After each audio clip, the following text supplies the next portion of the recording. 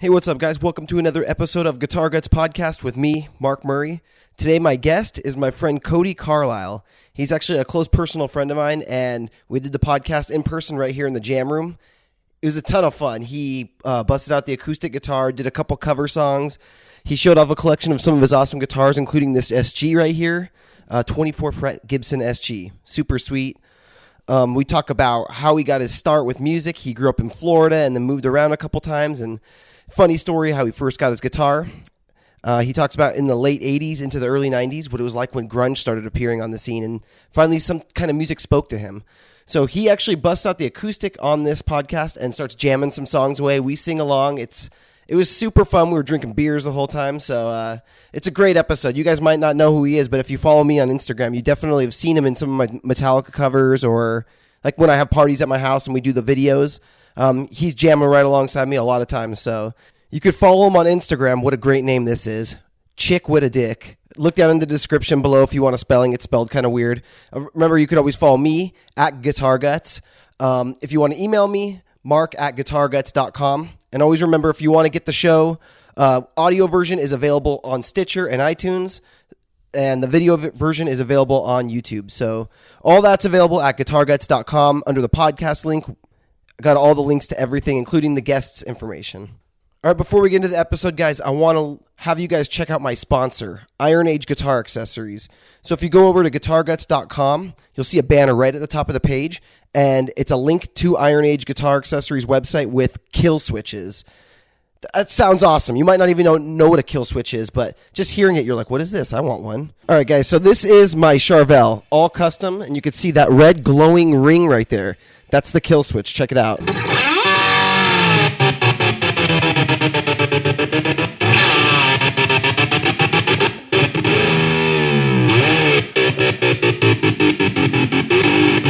So what this thing is actually doing is it's muting out your signal every time you press the button. You can hold it down, hit it rapidly,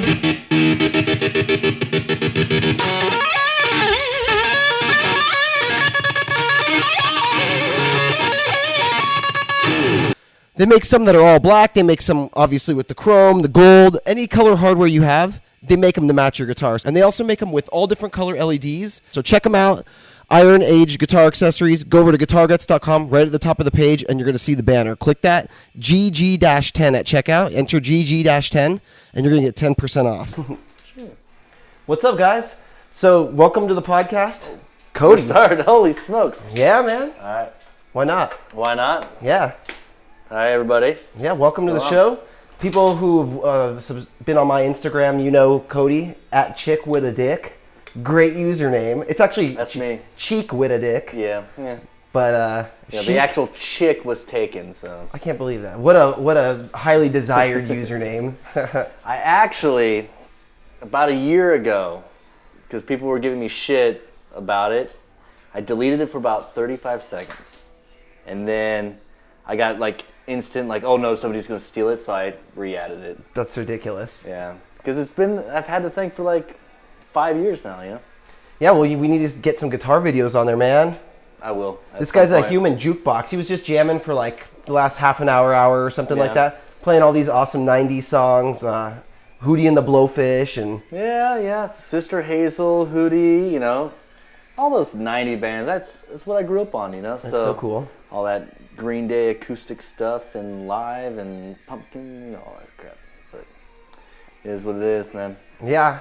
I want to start off with one of your guitars, actually. Oh. Dude, that gold Strat, your newest one? The newest edition. The 60th anniversary model? Do I just walk over and grab it? Yeah, grab it. I think you're Michael Reach. I think we're good here. Yeah, I think so. Got a few feet. Let's see. Cody picks up a new guitar, it seems like every month or two now. Nah, man. It's contagious. Cody lives with me. I don't know if I mentioned that, but I think the art of collecting guitars is contagious, because you came in with, 6, and now you got 10.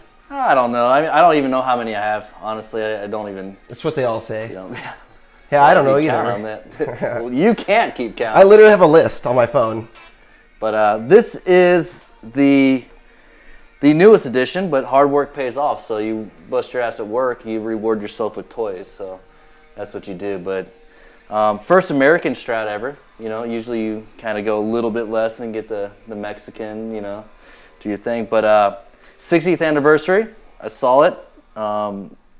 First day it became available, so I knew somebody was going to swoop it, so I said, screw it, and paid a lot more than I wanted to. But, now you got pretty much a one-of-a-kind, really unique guitar, and plays like a dream, sounds like a dream, and I'm in love with it.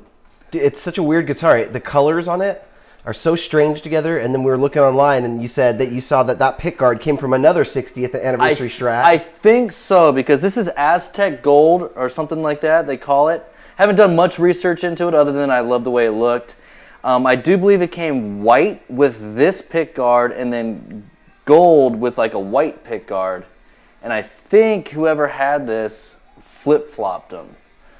So it's kind of just this really unique looking guitar. Sounds amazing, plays amazing. It's perfect. But every guitar player needs at least, the OG original Strat, Strat, Tele, Les Paul, something like that. But yeah. You need to get. But a bunch of cool songs. Like you said, I've been David Gilmoring out lately. Like, never play with reverb, never play with delay. I'm a very big straight up fuzz guy. Like, just no effects other than just like a nasty distorted fuzz tone. Since I got this, all I've been doing is playing with a shit ton of reverb and a bunch of delays. So. It's so funny how when you get a new guitar, if it's a different style, it totally makes you play that style. Yeah. Like I played I think it was Ari left his Strat over here for a while, or his Les Paul. I picked it up and immediately just started doing blues. I wasn't sweeping, I wasn't shredding. I was like full on blues, and it felt good. Yeah. It just comes out. It is the guitar. There's something about picking up different guitars with different action, different gauge. Even a different pick will make you play different. And if you're in a rut, this is what I do. Is if I'm ever like haven't played in 2 weeks, or if I haven't come up with anything original, if I feel like whatever. You just put down whatever you're playing, pick up something totally freaking different, and next thing you know, just ideas will just start coming out. Like it's really weird how the guitar is like that. Like you can just, you're playing this for a month straight, and you kind of, your sponge is dry. You just grab something else, and the different tones and the different feel you can get. It's fun. Have you ever had a Strat before? I remember you said your first guitar was like a Squier Strat. My first guitar is the basic that everybody ever gets. Black and white Strat. Me too. Squier Strat. Mm-hmm. It wasn't my first guitar. It was the first guitar that I bought with my own money, like $125, or I don't even. Maybe it was $200. Like you're talking like 1997 or 98. I don't even remember. Yeah, I think they were more like $170 back then. But my first guitar I ever had, I don't even know the brand of it, but I just know that it was some Japanese-made old 1960s, had a massive headstock, played like shit, had all these kind of like just controls all over it with whatever. Maybe it was like a kind of like a Jazzmaster style. It was an offset, and I got it as a Christmas present. They tricked me, and then long story short, but I got it with this like coiled, like a vintage cable out of a Kalamazoo amp. I don't know if anybody knows what a Kalamazoo amp, but it had tremolo. Yeah, tremolo. I don't know how people say it, but I say tremolo. But you hit it, go blah, blah, blah, blah, blah, like all like weird stuff. But I had a metal bass songbook. Just showed pictures of chords. I didn't know how to tune. I had nobody to teach me. Did you ask for a guitar? I asked for a guitar, and these people, it was like a church thing. Like they made me feel like I did something wrong, like because I was a bad kid. And you have to go to like apologize to these people for being rude at church. And then when I showed up to their house, they'd like hand me like this guitar, and I was all like, "Oh, you assholes!" Dude, that's fucked up. It was crazy. But I got an amp, a cable, a guitar, and a songbook cord because I just wanted to be Kurt Cobain. I really was obsessed with Nirvana, and but then for the whole time I had the guitar, nobody ever showed me anything. I would just practice what the chords would sound, but I didn't know how to tune. This is before the internet or anybody, or like I didn't know what a tuner was. You didn't have like one of those little flute things even? Shit, I would just play a D chord, and that's what I heard in my head.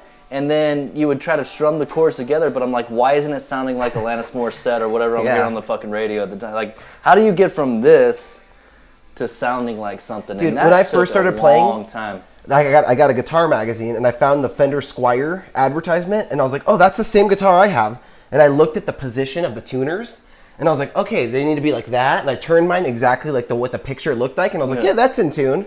My friend came over and was like, dude, this is so off. He's like, how do you know this isn't the same as this? Bow. And I was like, dude, you're messing up my tuning. Oh no, I've seen your video of you being completely out of tune. Oh, when I first started, I still don't have a very good ear pitch thing. I'm decent. As long as one string's in, I can do it, but obviously the hardest string is always the B for me. Just for whatever reason, just doing that string it's the prettiest note, like a B minor. The chord? To me is like one of the most beautiful chord, but just that note and tuning it to it is weird. But as long as I have a good E, I could tune up pretty good. Dude, the way they tricked you like that, when I was like 11 or 12, one of my good friends wanted to start playing too. So his parents bought him a guitar for his birthday, and he had a big birthday party. He didn't know he was going to get the guitar, but they wrapped his amp and his guitar separate, and they just gave him the amp at first. Oh. And he opened the amp up, and he's like, what is it? And me and his mom were like, I knew it was going to happen, so I knew I was in on the joke. But he's like, what is it? And we're like, it's a guitar amp. And he looked at his mom, he's like, but I don't have a guitar. Yeah. And like he looked like he was about to cry, and we're like, no, go in the other room, Yeah. And in the other room, in the living room, on a stand was his red Squier Strat. Oh, yeah. Yeah, so then he like exploded, he freaked out. But it was so funny because he like almost started crying. But I don't have a guitar. Like, don't fool your kids, yeah, you gotta just work get him for a it. guitar. But yeah. But when you first start out, it was such a struggle. Like, I've never taken a guitar lesson a day in my life. Not a single one. Well, that's a lie. Took one.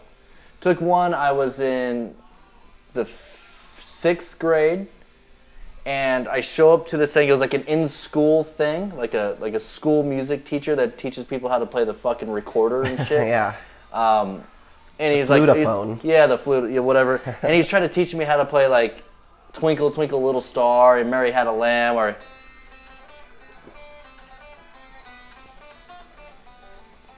like Yankee Doodle. Oh my gosh, you still remember it? Yeah, but no, he was trying to teach us. I did that for fun because I wanted to do like a death metal. Like whoa, that's funny. Well, Yankee Doodle, I thought it'd be a really funny thing. Bust out the Dude, we could do that. it for fucking 4th of July. It'd be fun. Oh, that's very 4th of July. I'm down. We're doing a 4th of July party. We're going to do American themed songs. American Badass, Star Spangled Banner, Don't Tread on Me. Was it American Pie? American Pie. I don't know if we dropped American Girl. Yeah, maybe bring the party down. Dude, Tom Petty always kills the party vibe for some reason. Dude, that's my fault. Halloween. But it was the Ghost It's happened twice, I think, to us now, hasn't it? No, I didn't play St. Patty's, didn't we do one too? Not a Petty song, no. No, I didn't. So, anyways, but he tried to teach me how to play this shit. Like these, like, whatever. I was like, dude, I want to learn Smells Like Teen Spirit, man. Like, I want to learn how to play like an actual fucking song. Mm-hmm. And he's like, oh no, you got to learn to read music and you got to learn these notes. And I was like, nah, bro, that's not what I'm into. That's not what I want to do. And what do you know at freaking 11 years old? Like, even. Well, I tell people all the time when parents are like, I want to get my kids in music. I always say, like, don't get them into guitar lessons where the guy's going to tell them scales and chords, because no 11-year-old wants to learn that. You want to learn songs. You want to learn songs. That's what's going to motivate you to keep playing. And so I was like, no, man, I just want to learn songs. And so for the longest time, I just kind of wrote my own stuff. Like, just eventually somebody showed me how to tune a guitar. You actually know how, because it's so off tune right now. Well, whatever. It's that B string. It's that damn B string. But eventually you progress into, like everybody does, learning the chords and actually being able to put them together. And then this crazy thing happened in like the late 90s. It's called the internet. And we discovered these things called guitar tabs. And instead of, going to the store and just looking at Guitar World and Guitar One and Guitar whatever, like how you have a million of them back here still, right? That's what we used to do, but, you know, as a kid, I couldn't afford $6 for a guitar magazine, so, you know, you would either, one, rip the pages out, like, come on, like, we've all done it, right? Like, try to steal a magazine, or you just try to look at it while you're at the store and then go home and try to remember. And it's always like frets off, a string off. You're like, I think it was like this, 6 and 9 or something. And then eventually, like, you meet somebody that has the internet and they have like a fat stack of shit they printed out, and you're like, let me have those. Yeah, and then like everybody's like, dude, you don't know these things, guitar tabs, you can find them online now, you don't have to spend money. And then I learned how to read tab, and that was it. Like, the first song I ever learned was, ever learned from tab anyways. That you wanted to actually learn too? Was Everlong by Foo Fighters. Yeah. And then My Own Prison by Creed. Don't fucking hate. Don't hate. But Creed's an awesome band. Mark Tremonti's the fucking king. This guy, we're trying to get this guy into Mark Tremonti. So I used to like Creed when I was in like 9th grade. Everybody, he's a Metallica, Van Halen guru, knows everything about him. But subscribers to this guy, which there's a million of them, you need to message this guy and tell him you need to learn some Alter Bridge songs. What's the best Alter Bridge song, guys? Let me know. Put it in the comments. Alter Bridge, Creed, or his actual solo work with his dude, he has 4 like solo albums on Mark Tremonti. Dude, he's gonna destroy you. He would freaking out-shred you in a day. I'll learn all right, let's have the Mark Tremonti challenge, guys. Give me the hardest song, and I'll learn it in one day. Oh, no, you ain't gonna do that. Hey, it's out there, though, guys. Mark Tremonti's the... Feel free. Yes or no, Mark Tremonti. All right. But, yeah, just My Own Prison was the first one, and then it just kind of progresses from there. You know, Yeah, I was a big fan of My Own Prison, that album, and then even whatever the second one was with, like, Wish You Were Here? No, it's... With Arms Wide Open. With Arms Wide Open. I like that one. It was called Human Clay. Yeah, I had both of those two albums, and I like the first one better, but, I mean, I don't listen to them anymore. It would be pretty nostalgic, though, to do it.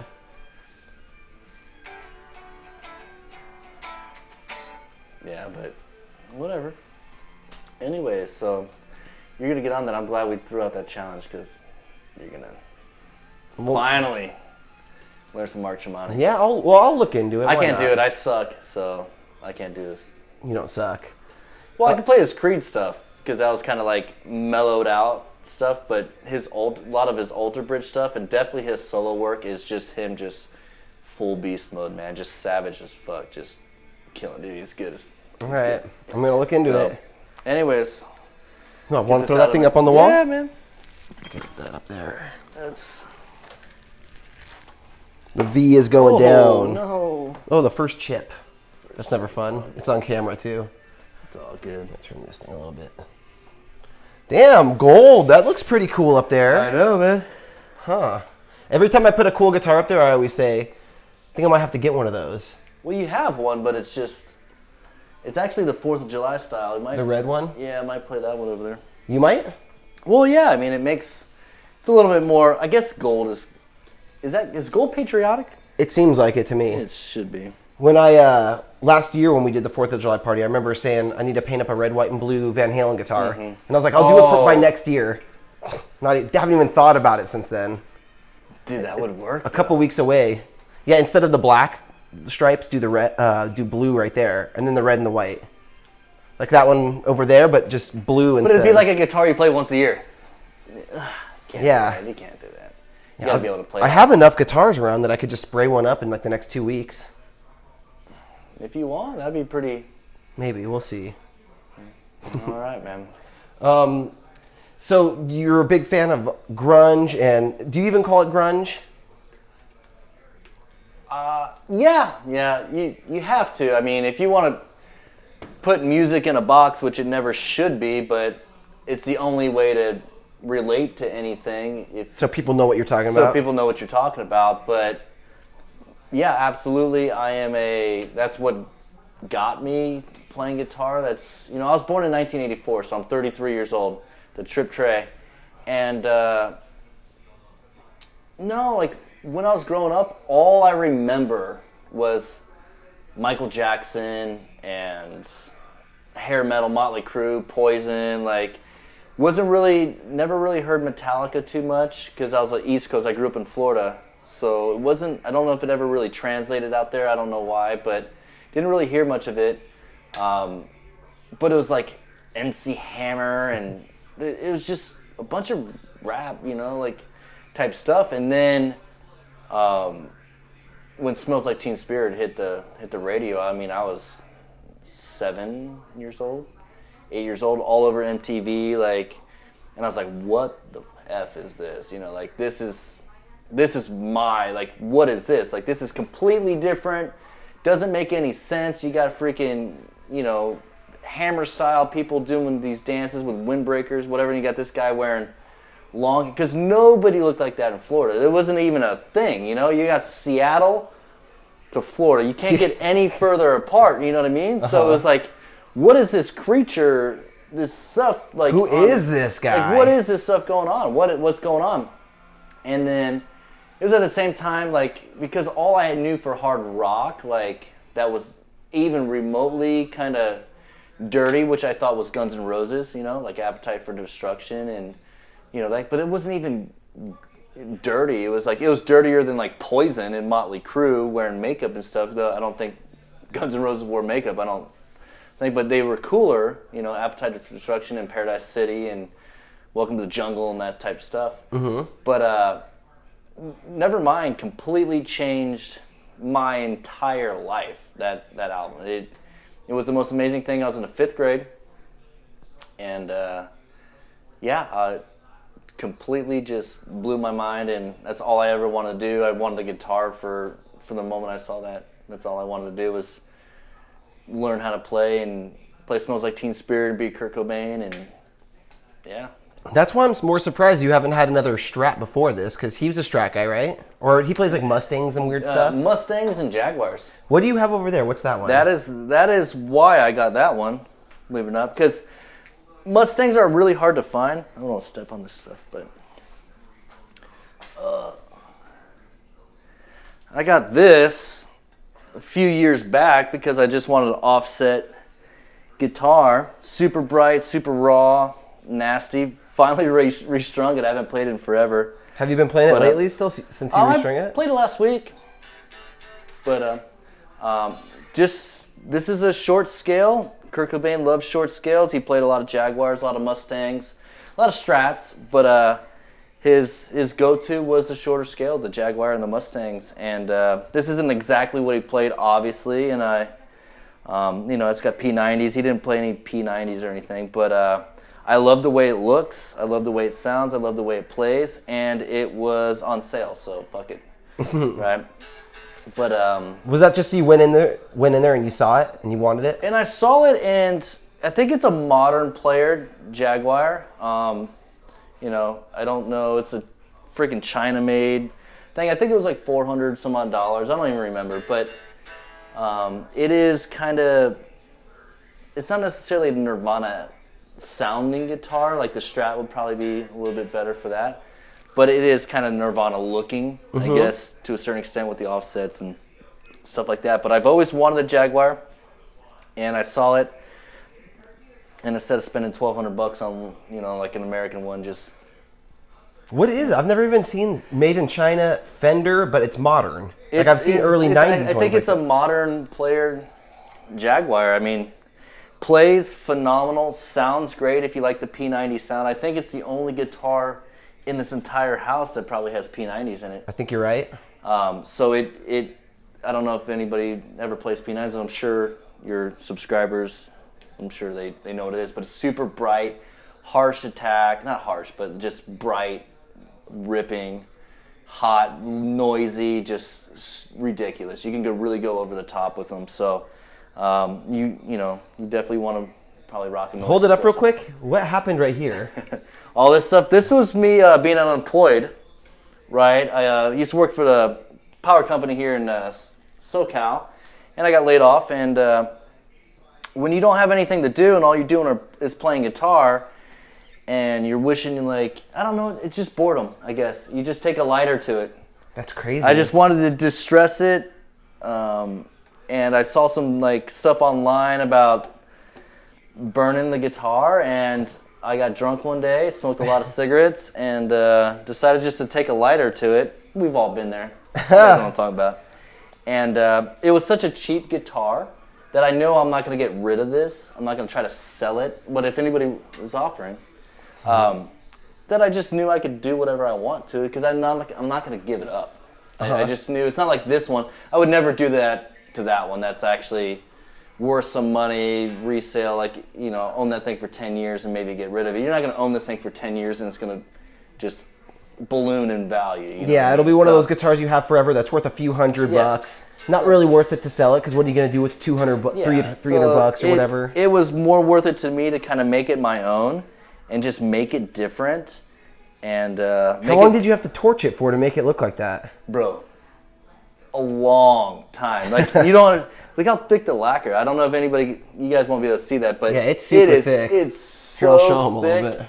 I know you can't, but this stuff took forever to burn through. Look at that. That's crazy. Forever. You're talking like it takes like 5 minutes of just holding a lighter like this, just trying not to burn yourself, and just like before it all starts popping. And I thought you were using like one of those like long lighters, like you're just like sitting back. Like, I had a lighter like Bic's this. about to blow up. Dude, I was holding it. I was just like doing this forever, and it just like it starts to pop and flake, and then next thing you know, eventually you'll start catching fire a little bit. But dude, it probably took like a couple hours. Did you do this inside or outside the house? Outside. I was on my patio. My girlfriend would have killed me at the time. She would come home to just like some freaking stank house. Or no house. Yeah. Just ashes. Oh, come on. Hey, what did you do? I wanted to light my guitar on fire, so that happens. But this right here was my main guitar for You can just stick that thing in your pocket if you want. Yeah, it keeps falling out. But it was my main guitar for a very long time. I probably played only this guitar strictly for like a year.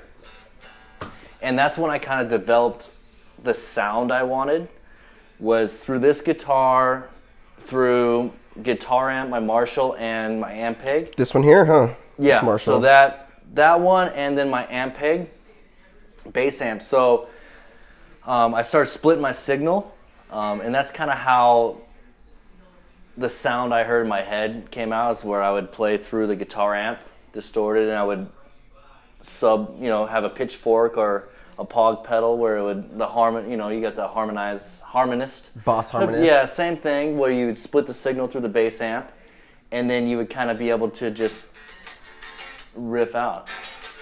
Do you have like an A/B switch on your? Yep, I do. It's not on my pedal board right now because all the stuff we do doesn't use that anymore. Doesn't use that. But if I'm playing by myself, it's all.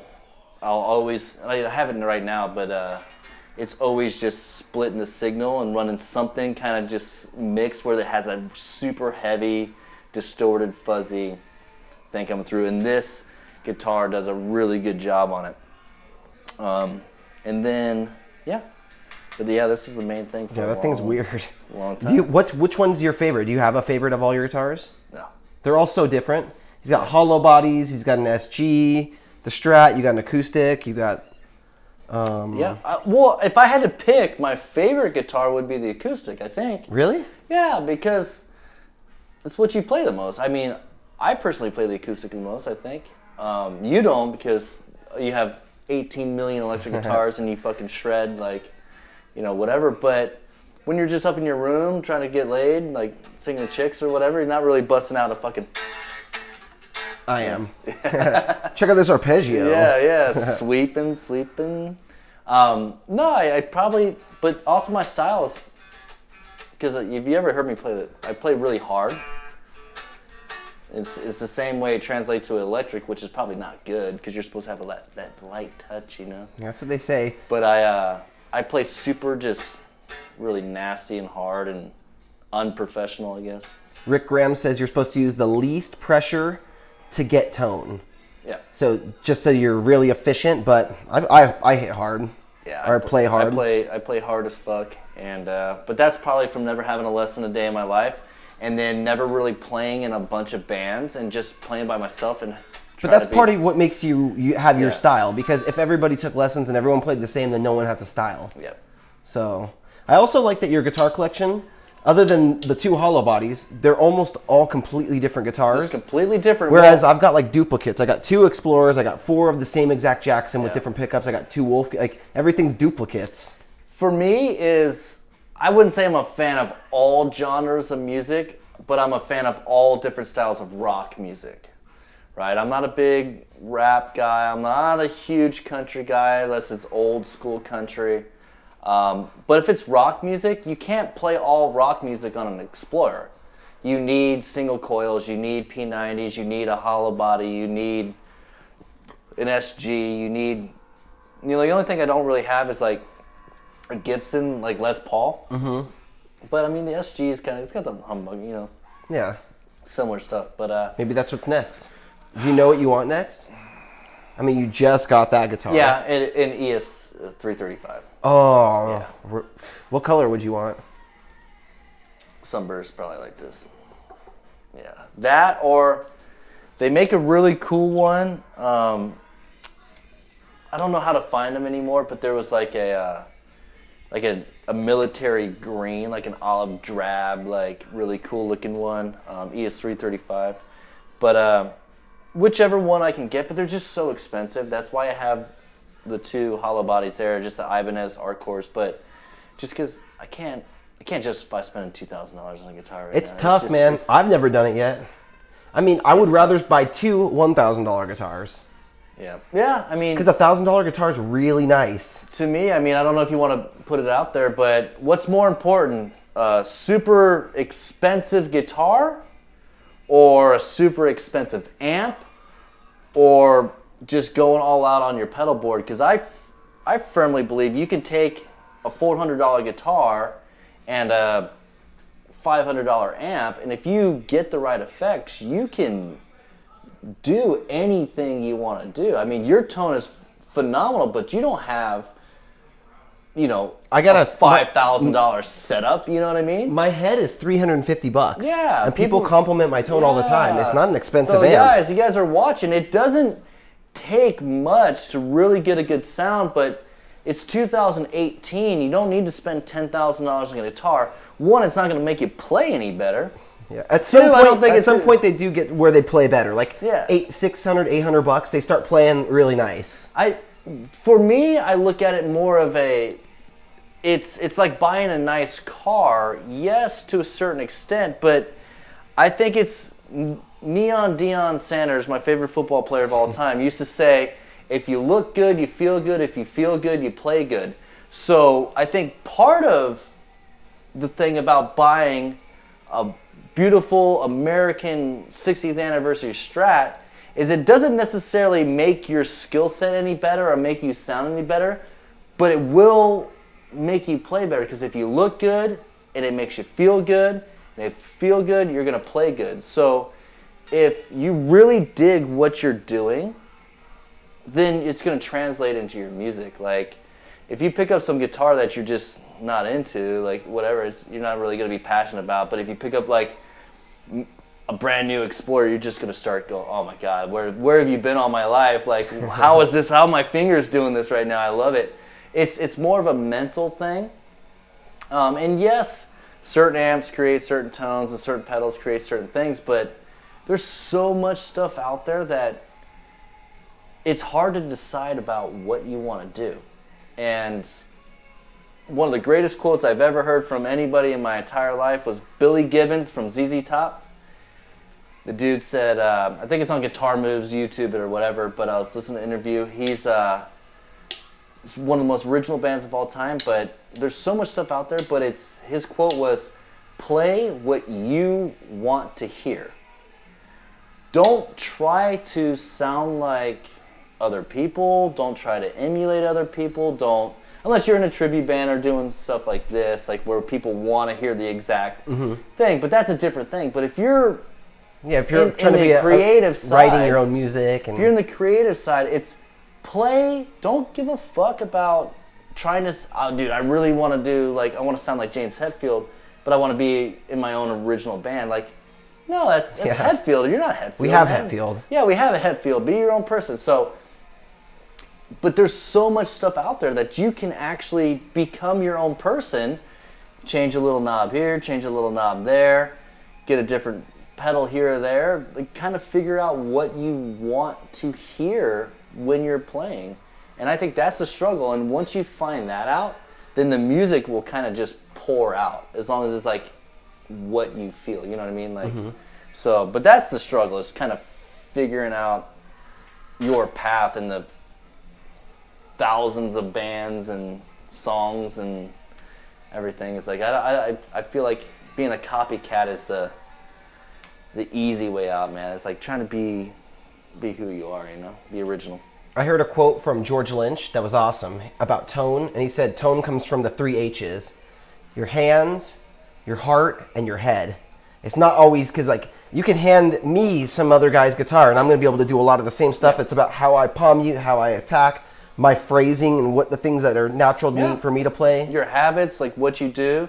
That's why, like, you can look up all this stuff, habits of Eric Clapton, habits of Jimi Hendrix, habits of, you know, Kurt Cobain. Yeah, they always do this thing, and then you're like, oh damn, and then you pick up a little bit of that stuff, but then you kind of take that and you go like, wow, that just kind of blew my mind. Like, I didn't know that's the way, you know, people do certain things.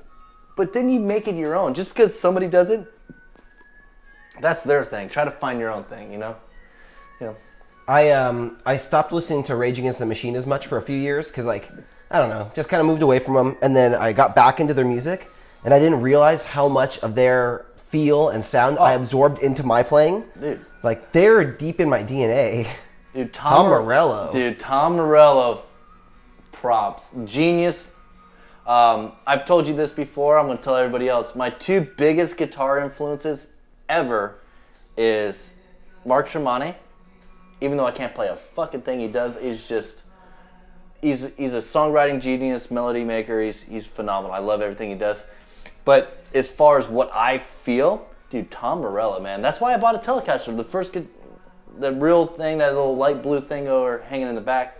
But that's why I bought a Tele, is because I wanted to be Tom Morello. Like, once I got over my Nirvana phase and just over power chords and, you know, that type of stuff, and really listening to like heavy riffing and rock music with, what is this wah stuff going on? What is it? Blow your mind. Like, Tom Doesn't Morello. even sound like guitar sometimes. It sounds like a DJ. Sometimes it sounds like a synthesizer. Well, look at how original that guy, he would pull out his stuff and be like, you know, you do it with the kill switch, but that guy would be like, you know, slapping stuff and sliding with a whammy pedal. Like, I think in People of the Sun, he takes out the Allen wrench for the locking tremolo. Yeah. And I think that's what he's scratching it with. The Allen key. Yeah, but that's the originality I'm talking about. It's like, that dude does more shit on guitar, that more unthought of stuff, because he didn't want to be like anybody else. He wanted to be his own person. So that's probably why he's definitely in my top 2. I mean, I don't know if I have a favorite guitar player. Do you have a top 4, like your Mount Rushmore? Of guitar players? Or of musicians, or just like bands even? You can, you know. Oh, bands? Like your influences, like what makes you you? Well, number 1's Nirvana. Number 1 favorite band of all time, Nirvana. Got the tattoo here. This is going to throw a lot of people off. My number 2 favorite band of all time is 311. Dude, they're good. 311. I just like how they've been the same since day one. I've seen them in concert 6 times. Love everything about them. Dude, they're one of those bands like we were talking about in the early, mid-90s. Not early, I guess mid-90s probably. That one, their green one with like the aliens all over the front of it. Their album came out with All Mixed Up and Down. And, Sound System. Dude, I think. Yeah. so good. But, dude, they're just so original, and that's what I like about it. The originality of rap, rock, reggae mix, which we live in SoCal. I grew up in Florida. Like, who doesn't like some reggae every now and then? Yeah. Who doesn't like a little rap? Who doesn't like a little rock? And they do it in this perfect kind of blend, and they all live locally. Like, you know, Chad Sexton, the drummer, lives in Fillmore. S.A. Martinez lives in Ojai. All the other guys live in L.A. They're all like right here, so it's like it's pretty crazy. But that band is, you know, from Omaha, Nebraska, where you wouldn't even think. I didn't know they were from Nebraska. Dude, they're from Nebraska, and they just come out with this crazy. And 311 is the police code I've looked into is like the we got a 311 in progress, whatever. It's public nudity. Oh, Is like their thing. So they're funny guys. They write great songs. So number 1, Nirvana. Number 2, 311. And then from there it gets really picky, right? Like, obviously Metallica is going to be in my top 10. I like a lot of old school bands. Zeppelin for sure, the Beatles. Sabbath's probably in there. Even though I can't play any Sabbath stuff, I respect the fuck out of it. do you like Sabbath with Ozzy or Sabbath with Dio? Ozzy, man. Yeah, I think, to me, Ozzy's the original, but there's a couple songs with Dio that are so good. Yeah. But it's just, Tony Iommi, the dude wrote some of the best riffs of ever, and he's got like 2 missing fingertips. Yeah, he's got like tips missing, right? Yeah, you were like, dude, it's just insane what that guy can do. They created a genre of music that all your fans and all us fans are. Dude, you owe it to Black Sabbath. Yeah. If you're not a Black Sabbath fan, you're doing yourself some injustice. If you like any type of hardcore metal music, anything like this, which is 99.9% of your subscribers, maybe 100 is going to be maybe watching 100%. this. If you don't like Black Sabbath, something's wrong with you. You need to go back and start listening because start over. it is his start over. Start over. Because they started it all. The tritones, like the down, down, down, down, like just. Dude, Tony Iommi is the riff god. Yeah, so you have to respect it. And obviously people they've done it faster. They might have improved upon it, but they started a genre. You know what I mean? It's really hard to start a genre of music. Like, Nirvana wasn't the first grunge band, but technically they blew it up, right? Yeah, but there's other things before that, before they got famous, but they're the ones that made it famous. So, they kind of started a genre. It's like, Metallica wasn't the first thrash band, but they were maybe the best and the hardest working. That's what I'm saying. So they rose to the top. So everybody, you don't really know, can't trace the origin of thrash or can't trace the origin of grunge to a certain extent. You can trace the origin of fucking heavy metal. And it started with fucking Black Sabbath. Like, nothing before it was really the same. Nothing after it was everything upon it was just kind of built upon the foundation they did. So, Black Sabbath, Led Zeppelin, Beatles, Nirvana. And then it's all these just bands that just kind of are just sentimental bands, Bush. Bush. I love Bush, dude. Live, fucking Alice in Chains. Yeah, but Alice in Chains, man, they got next level writing. They are so good. Rooster. Still out of tune, but it's a drop G is what it is. Where's the acoustic? Yeah, Busted out acoustic. Yeah, I got it somewhere, but dude, Alice in Chains, Soundgarden. I wasn't the biggest Pearl Jam fan. If you guys are Pearl Jam fans, forgive me, but I love Pearl Jam. I never learned a single one of their songs other than trying to learn Yellow Lead better, like we talked about earlier. But it just, I don't know. There's something about them that just never connected on the emotional level of like Black Hole Sun with Soundgarden or fucking, Rooster, Man in the Box type. Those songs just had something. Dude, Alice in Chains, Sunshine. When Sunshine comes in that chorus, it slows down. It gets, holy shit, that is heavy. And there's a lot of, and I like a lot of fucking just ridiculous generic stuff, which we all do. We all like the. We like 90s? Yeah, 90s just stupid songs like Closing Time by Semisonic. Yeah. I like Breakfast at Tiffany's by Deep Blue Something. I like all these kind of just weird zombie. Like, who doesn't love that song? Like, when it comes on, very rarely do you skip it. Like, you're like, oh, I haven't heard this song in a long time, I'm going to listen to it. It's just, it makes you feel good, it brings you back, and I like being brought back to like when music was actually music, and you actually had guitar heroes, and songs were really good and well written. Dude, the MTV days. Yeah, and nowadays, I don't watch. Is there even MTV? Guys, is there MTV? I don't even know. Yeah, but it's like Pregnant Girls and like Jersey Shore and stuff. I don't think Jersey Shore's on anymore, but like stuff like that. No, they brought it back. No way. I think they brought it back, right? I don't know. What are they, 40? Dude, They gotta be. They're way older than us. I don't know about that. Right? Yeah, I don't know. Fuck. A couple. Maybe they aren't. Maybe I was just off. But, dude, I just really like nostalgia. Like, I really do love when you hear a song and it just takes you back to something that's just... First time I ever heard, like, Tom Petty, like, for real, you know, Free Fallin' and stuff, or a Last Dance or something, like, as a little kid, like, hearing stuff and, like, you know, let's get to the point, let's smoke, you know, or roll another joint. Like, I'm like, dude, are my parents going to say something about this? But they're singing along with it, and you're like, my parents are potheads. Holy fucking shit. Like, you just realize that, like, you know, or hearing, like, STP right now, Interstate Love Song, okay, that's the top 10 band for me. Absolutely, STP. Interstate Love Song is one of my favorite songs of all time. Easy. Absolutely. This isn't that. That's Plush, right? That's Plush right there, but remember at Holly's birthday? The guy was playing Interstate. Oh, yeah, at that Love bar. Song? We went and this guy's playing acoustic guitar on a stool. We're all shit-faced. We had no business being in public at this point. Yeah, but we're bad. Cody went up there to He the was guy. playing Interstate Love Song, which is one of my favorite songs of all time. Perfect melody. There's a video of perfect that music. somewhere. There's a video. I did. The only reason I even remember this happened is because somebody showed me a video. Because I don't remember anything about it. Is this guy was playing Interstate Love Song, and when I get drunk, I like to think I can sing. And so I just walk in on somebody's like acoustic like set with he's got a little PA and he's playing in a brewery, and I just grab the microphone and we just start singing like lips to He's lips. like right next to the guy. The guy's like, Lips all to right, lips, I guess. And we just start singing Interstate Love Song because who doesn't want to just sing that song? It's phenomenal. So, but yeah, STP is yeah, they're gonna be in mine.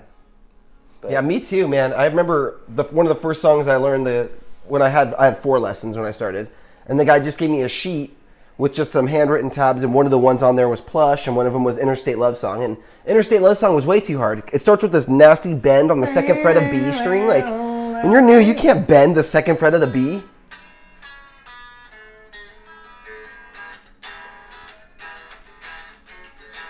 Ooh, you jumped up to that C5. I like that.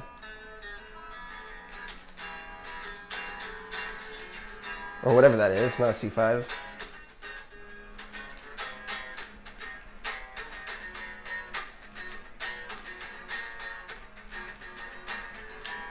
I don't remember, but it's good, something like that. Dude, that's a good song. Before I even played guitar, my friend was into music. His dad was a guitar player. That's one of the reasons I started playing, because his dad had a Jackson, kind of like this black guitar here, but it was dark blue. And I actually have the exact same guitar now. I bought the same one.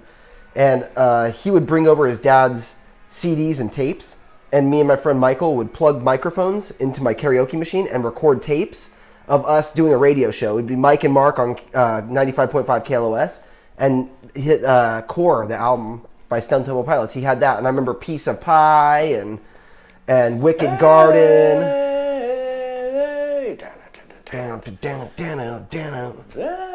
Oh yeah, man.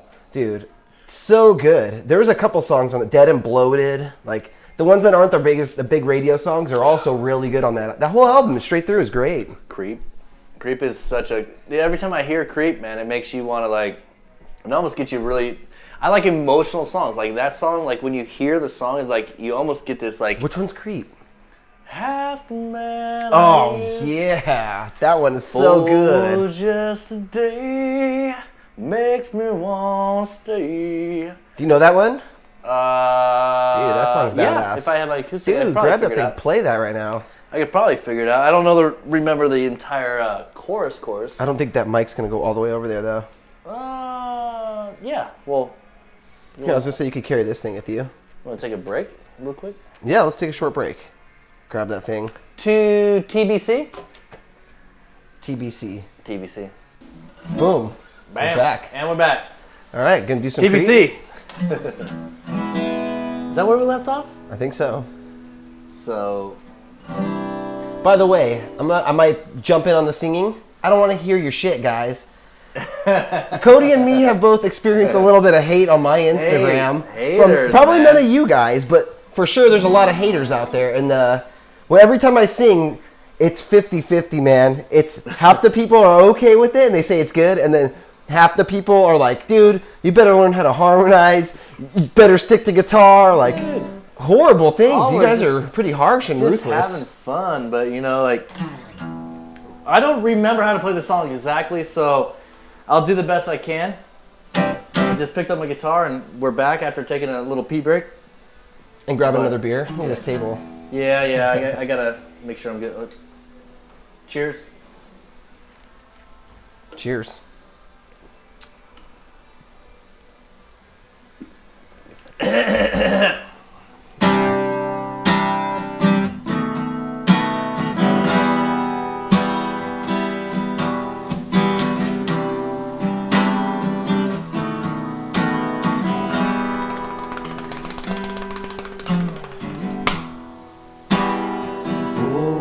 Yesterday makes me want to say what they said was real, makes me want to steal.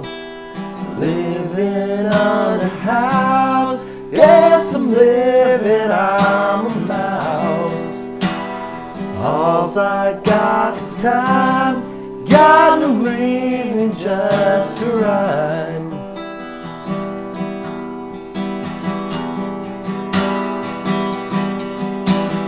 Take time with the wounded hand, 'cause it likes to heal. Take time with the wounded hand, 'cause it likes to heal. Take time with the wounded hand, 'cause it likes to steal. Take time with a wounded hand, 'cause it likes to heal. It likes to steal. I'm half the man I used to be. This feeling's dawn, it fades to gray. That's it. That's all I got. That's all? I don't remember. Dude, what about Cumbersome? Let's hear some Cumbersome. Sorry if I messed it up, guys, but I haven't played it in years. I don't even know. We're almost an hour in. All the haters have dropped off by now. It's all the cool people left. Cumbersome. Yeah, see? 7 Mary 3. Guys, 7 Mary 3, I'm from Florida. 7 Mary 3 is from a town called Gainesville, Florida. Just happens to be my hometown. So, did you know that? No, I thought this band, when I first heard them, like when I first got into like grunge and all that kind of music, I was like, I'd hear that song on the radio, and I'm like, what the fuck is that? It's not Stone Temple Pilots, it's not Pearl Jam, it's not, I don't think it's Alice in Chains, obviously. I was like, it's not Soundgarden, it's not one of those bands. Like, it's a huge song, and then I found out it's 7 Mary 3. Like, who is that? What is 7 Mary 3?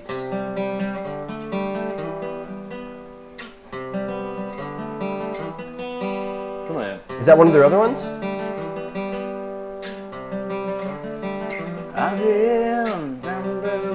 Yeah, it's called Water's Edge.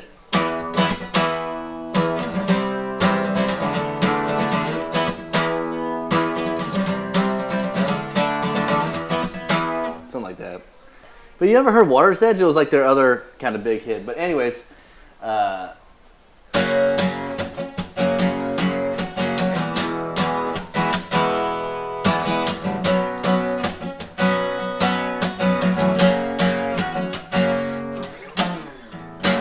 she calls me Goliath, then I wear the David mask. Guess the stones are coming too fast for her now. You don't like to believe we can reconcile the past, with an ancient glance. Chorus. I have become cumbersome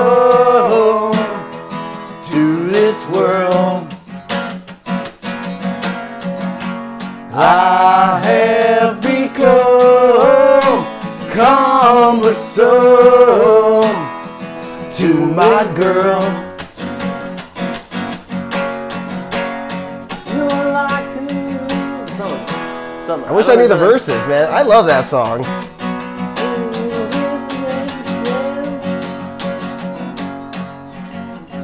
I I don't remember the whole song. With it. Too heavy, too light, too happy, too hot, too heavy, too right, the dancing girl. Cumbersome. Too little, too poor, she's wanna be less and I want more. A bit of taste is cumbersome. Nah, yeah, no, no, no. No, no, no, yeah.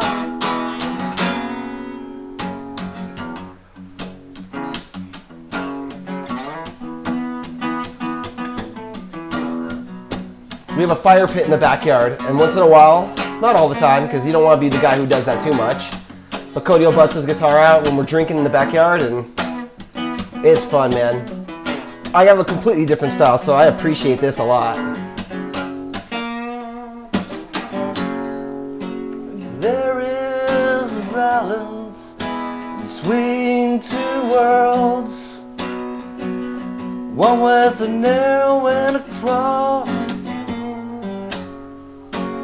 Darkness of the balance, life has become cumbersome. Whatever, I missed the whole scratch. On the acoustic. MTV Unplugged. They're just gonna re-edit this thing anyways, you know what I mean? Oh, dude, auto-tune. We're gonna sound so fucking good. What's that guitar? How long have you had your Taylor for? This is your basic entry level. God damn, I should have cleaned it. You guys see that? Like, that must be beer or soda pop or something. Just Stuff spilled on it. Just all over it. This soda is, pop, by the way. That's Florida. It's pop. Just soda here. It's just soda, Coke. No, in Florida we call it Coke. Some people call it Coke here. A Mountain Dew's a Coke, a Sprite's a Coke. Oh, that's what my dad does, because my dad doesn't drink Everything's soda, Coke. so he's like, that's all just a Coke. It's all just Coke. No, it's just a regular entry level Taylor 110. I basically got it to play and sound the way I want. I use super light strings, and I sanded down the bridge like a fucking motherfucker. Yeah, it plays like an electric. And there's like little buzz, very little. Because the worst thing about playing acoustic is the struggle with it. Struggle is good. Like, it's always good to have a little bit of struggle and fight, because maybe you dig a little bit deeper out of you. But also, when you don't play as much and you get hands in blisters after just playing for like 30 minutes, playing acoustic it's a workout. So I sanded the effing hell out of the bridge nut. I guess this is a nut. I don't know what they call it, just a bridge. The bridge, right? Yeah, the saddle or the bridge or whatever. Yeah, the saddle. So saddle, I just popped it out, got some sandpaper, and I just trial and error, just did it for like a couple minutes, put it back in, restrung the guitar, played it not where I wanted it, took it back out, sanded it back down. It took me about maybe an hour or so, and then it got to the point where this guitar, I've played, hundreds of acoustics. Nothing in this world plays as good as my guitar. So I will never get rid of this thing. It is what I love and I enjoy, but it definitely needs a little TLC for sure. But guys, again, you don't need. This is a $500, $600 Really? That's Taylor. it? That's all. It's $600, I think. Maybe brand new. $600-$700 at the most. I keep going up. $4, $5, $6, $7. $7,000 Taylor. It's $7,000 Taylor. But guys, you don't need, a $3,000 Taylor guitar to sound good. Yeah, it's not acoustic electric or anything, but fuck, you can make it an electric guitar with even better pickups than they come with for like $100, So, it's whatever you feel and you play is, what it should be. But yeah, this is the acoustic that I probably play 75% of the time. Yeah, I'd like that And guitar. guys, this thing will get you. So, learn some acoustic guitar, learn some little jammy songs. Little Counting Crows or something.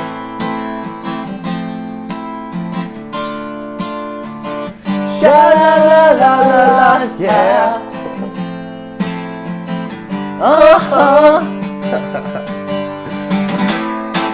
Yep. And things happen. So all you need to learn is that.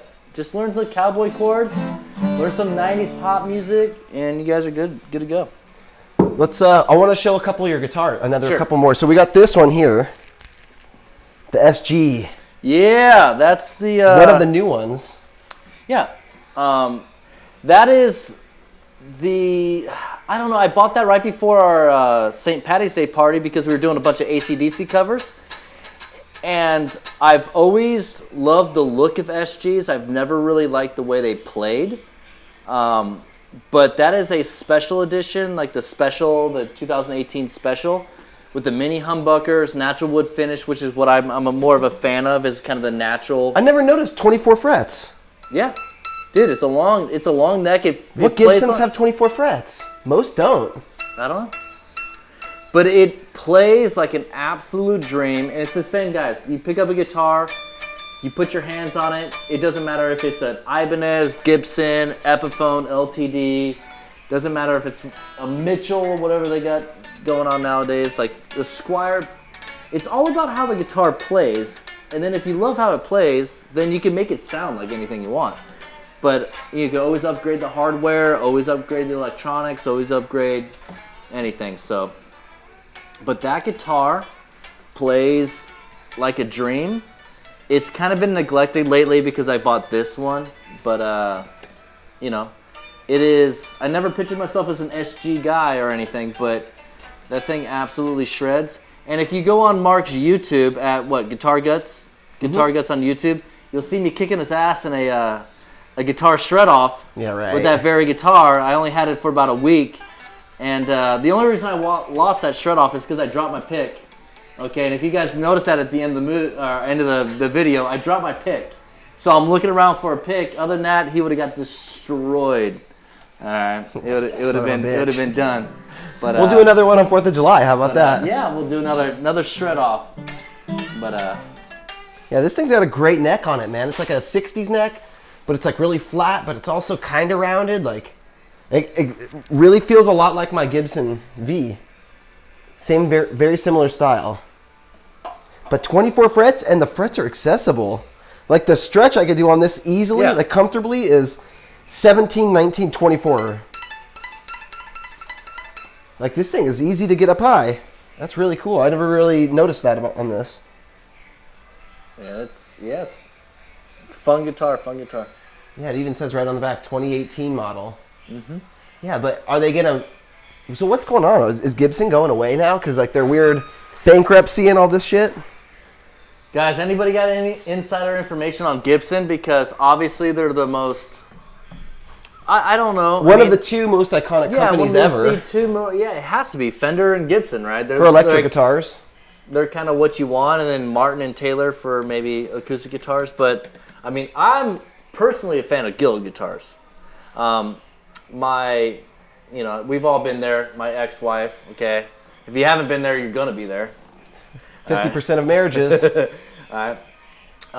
But my ex-wife's dad had a Guild from like the 1960s. Still to this day, bro. Such an amazing guitar to play. I've played some newer Guilds and stuff. Nothing is quite there. But dude, Guild, that guitar's got me sold on like a vintage Guild. At some point, I'm gonna find a vintage Guild again. That's weird. I've never been a Guild guy. Obviously, it doesn't really suit my playing style. But like, I love old instruments, used instruments, but they're hit or miss. Like when you go and you want like a 70s or 60s instrument, who knows what's happened to it over the years, and it's hard to find one like that's gonna be as nice as that one, maybe. Yeah, but.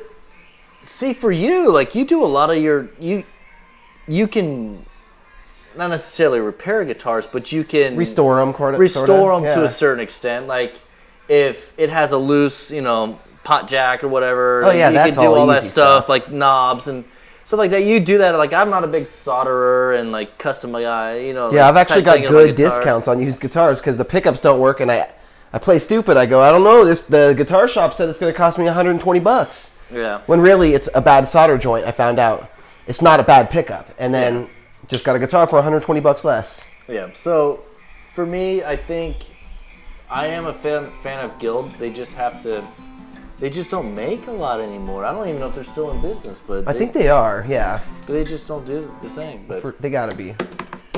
But what about your hollow bodies here? Which one do you like better? I think the red one, right? The red is my absolute. It's a gem of a guitar, man. It is not the necessarily the. But this thing, when I saw it, I am not a fan. Hold it up and show them. I am not a fan of the most ridiculous out there guitars. Guys, I know with the gold one and this one, it seems like I like a little bit of gaudy shit. Like some gaudy stuff. What are you, Conor McGregor? But honestly, I'm a big fan of the block inlays. I've always wanted block inlays. That's why that one with the inlay up here really sold me on it. And this one with the mother of pearl inlays, I don't know if you guys can see that, but this is actually that's abalone. Abalone, yeah.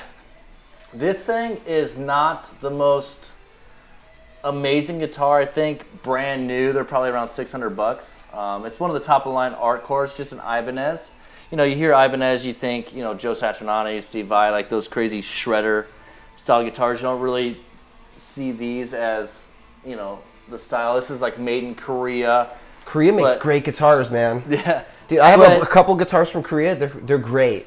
But I will tell you guys, it's all about, like I said repeatedly, when you pick up a guitar and you sit there and you play it, and then there's something between your hands and your heart and your mind, right? Like the 3 H's, right? Hands, heart, and head. Yeah, hands, heart, and head. That when you play a guitar,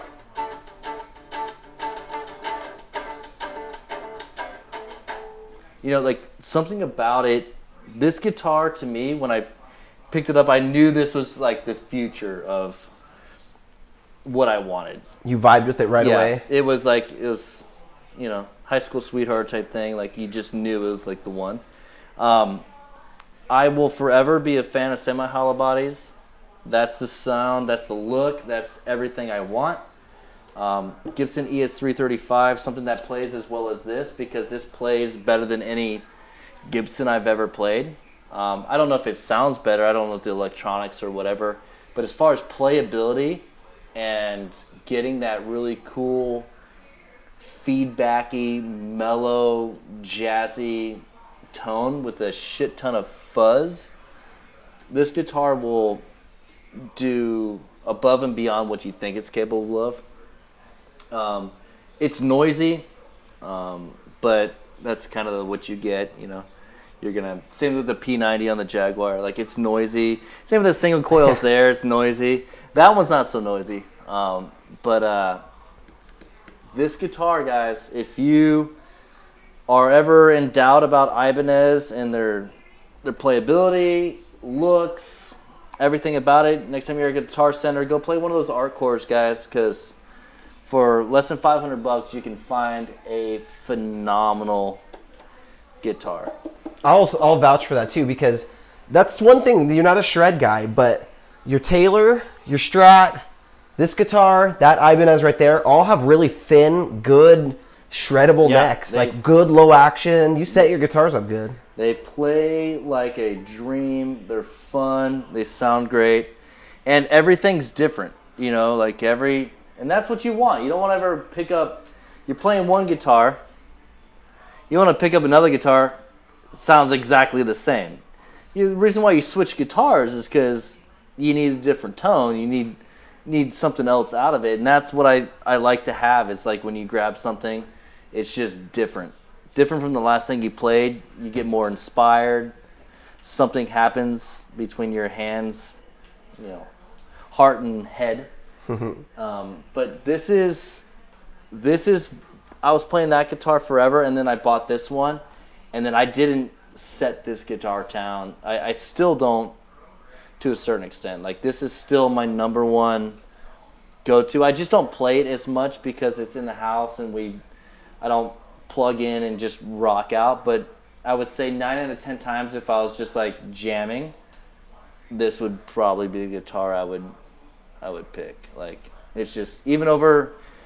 I'm only playing those guys because they're new. Yeah, you know you'll see once they settle into the crew how much you really play them. Yeah, I'm only playing those because they're new. Because they do fit, like you're saying, the AC/DC songs. Yeah. So playing some David Gilmour stuff or like whatever else on a Strat, like that, it fits.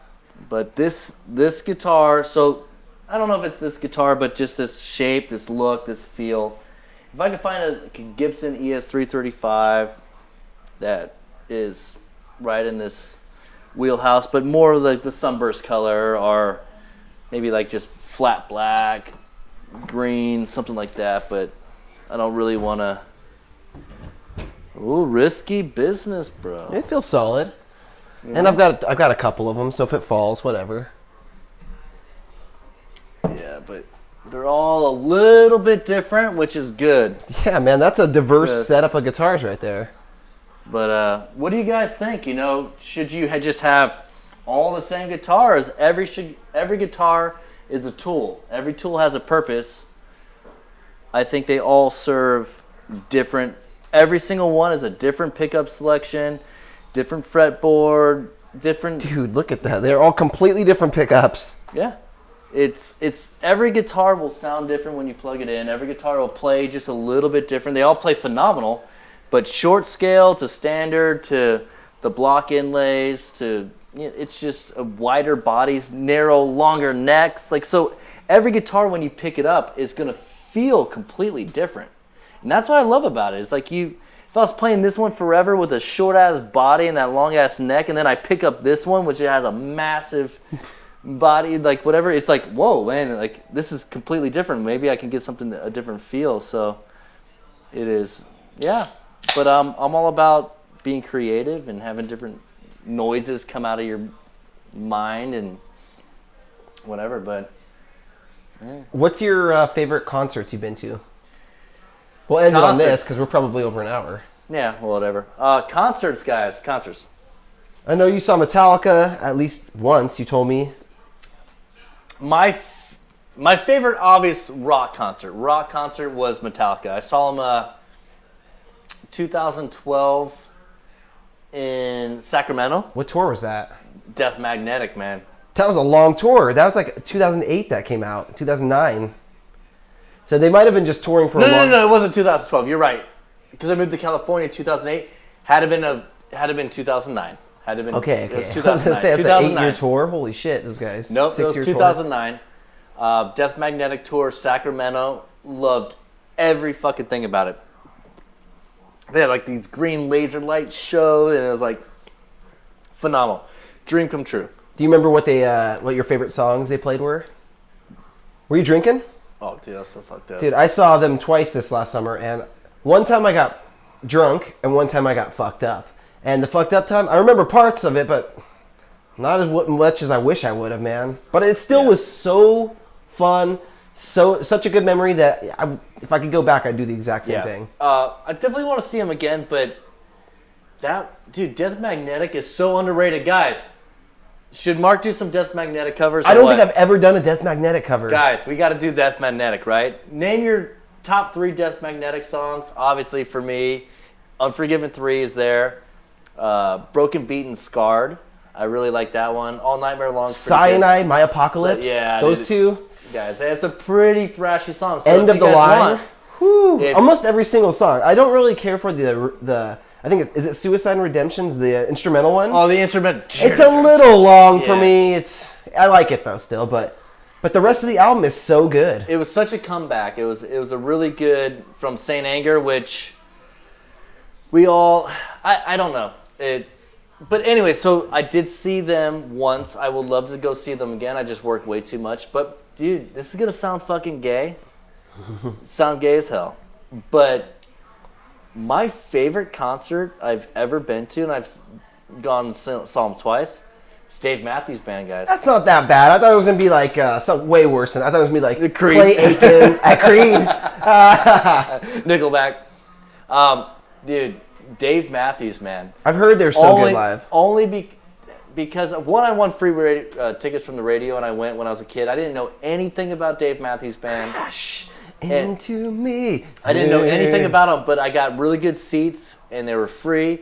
And I saw the band and Vertical Horizon. I don't know, Google them. I remember them. All right. Starting at 8.7. You're a God and I am not. Whatever. And he's everything you want. He's everything. Anyways, long time ago, 90s shit. They opened for him, but dude, Dave Matthews, when I saw him, I was like, who the fuck is this? This band is amazing. Amazing. I was like, I didn't even like acoustic stuff. I don't like folky stuff. I don't like I didn't like any of that shit, dude. Was that one guy? Who was that an impression of? That's Dave Matthews. That's an impression. Oh, of Dave. I thought that was your Bob Dylan impression. Oh, Bob Dylan. I don't even know. Dude, but Dave Matthews sounds exactly like he does on his records. The chicks love him. It was the first concert I was at. Instead of like blowing up beach balls, people were blowing up condoms and like tying them off and like hitting condoms around and stuff. Dude, and being like 17 years old, like seeing this shit was like really cool. And it's mellow. It's not aggro. People aren't trying to beat each other's asses. There's no fucking mosh pits. The most gorgeous women of life. You could take your girlfriend, your wife, your friends, and just have fun. I think the next time they come around, I might bring my girlfriend and my wife with me. Yeah, both at the same time. Yeah, dude. But it's just a good time. It's a good time. Other favorite concerts, so probably Dave Matthews. My second favorite concert was probably Zac Brown Band. Really? Yeah, bro. I didn't even know you've seen any of these people Dude, live. I've seen Zac Brown Band like 3 times live. I don't know one Zac Brown Band song. Whatever it is, guys, educate this guy, man. No, Come not on. on this one. I'll take Mark Tremonti, not Zac Brown Band. Keep that one. Guys, keep that. It's Zac Brown Band. Like, they're so fucking good. They're kind of like Dave Matthews with like a bunch of different band members. They're like rock country, right? They do. Dave Grohl produced one of their albums called the Grohl Sessions. You got to listen to some stuff, man. You need to educate your mind, bro. But it's tough. Yeah. But Zac Brown Band, I think I've seen them 3 times in concert, 4 times in concert. They're really good. But so that's the concerts I like to go to. If it's sentimental, like I've never seen the Foo Fighters, never seen Green Day, never seen Nirvana? The Offspring. No. But never seen these idol bands that I have. They're on my bucket list. Dude, like half of these guys have died in the last couple of years. Soundgarden, can't see that. Well, they weren't around anyways. But, yeah, dude, he was on a Soundgarden tour. Really? Yeah. You know, STP, I can never really see them again. I just procrastination, guys. So, guys, lesson be learned. All your bands, all your heroes, everything you do, shell out the fucking $50 or $60 when they're in your state. Get a Motel 6, drive down, go see these people because you may never have a chance. You may never get a chance, man. It really, like, so I have to go see the Foo Fighters. I definitely want to go see Green Day. Offspring's still doing their fucking thing. I have to go see the Offspring. But that's kind of like... What about Alice in Chains? You ever see them? But it's not the original. Yeah, I would still go. They're touring right now. That new guy's good. Not even new anymore. He's probably been in the band 8 years. Oh yeah, he's been like this is like 3rd album or something with that guy. So. Yeah, he's good. But yeah, like I have to go see. Dude, have you ever seen any of the Pink Floyd shows live? David Gilmour or Roger Waters? That's on my bucket list. Van Halen's on my bucket list. Lately, I added Ghost. You want to go see a bunch of 70-year-olds? 70? Yeah, I love 70-year-olds. Yeah. 70-year-old old dudes jamming out though with lasers and yeah, I'm into it. But see, their music, they can still do it. Well, also Pink Floyd, a lot of it is a visual, lights, lasers, screens, and special effects, and then the music is calm enough that they can pull it off. But, dude, anyways, great podcast, man. Anything else you want to let the people know? I don't know. I'm not a big guitar shredder or anything, but if you guys want to follow me or do whatever, I'll follow back because I'm not picky like that, you know. Yeah, I keep telling him he needs to post more videos because you could easily record 5 songs on a weekend, easily, and then post them one day a week or whatever, and then you have enough cool guitars. This is less than half of them. Yeah. You have the Telly, you got this one. Yeah, I got a couple other ones around. Yeah, a few more hanging around. The bass. I do have a bass. But like, bass. yeah, man, you got a cool arsenal of guitars, a lot of knowledge. You could sing. Whatever. So if you guys want to follow me, go for it. Chicwitadic.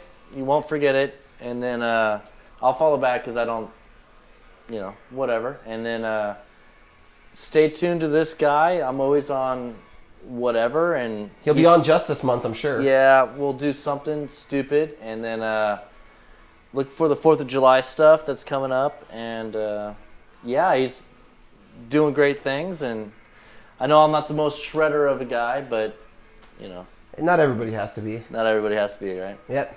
So, all right, cool. Cheers, guys. Thanks for watching, guys. I'm out of beer. I always run out of beer at the end of the podcasts. I have a fresh one.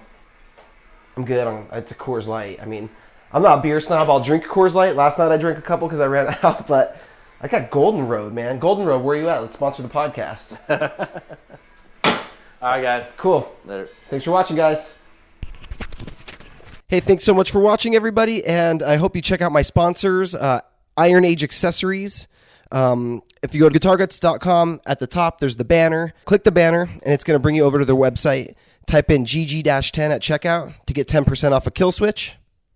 Also, the Amazon affiliate link, that's huge. Click on that, and anything you buy through Amazon will cost you nothing more, but it automatically puts my code in, and I get a little percentage. So help support GuitarGuts. I can get more cool equipment to make the podcast better, more video equipment. So anything you do to support the show is greatly appreciated. Thanks so much for watching, guys. Make sure you subscribe on iTunes, Stitcher, and YouTube, and I'll see you guys next Wednesday.